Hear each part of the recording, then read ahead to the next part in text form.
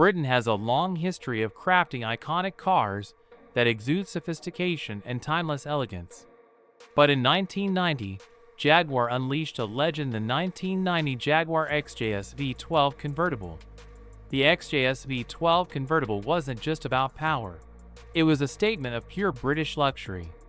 The sleek lines and elegant design turned heads wherever it went, while the luxurious interior promised a refined driving experience.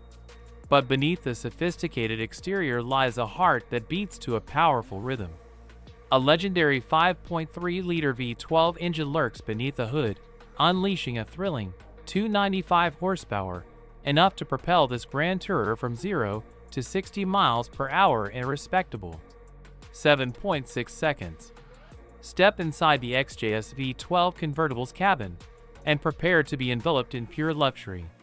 Supportive leather seats, rich wood trim, and a driver-focused layout with essential gauges create a haven of comfort and refinement. Owning an XJS V12 Convertible isn't just about driving a car, it's about embracing a quintessential British motoring experience. It's a testament to Jaguar's heritage of luxury and performance, and a reminder that the open road can be savored in pure sophistication.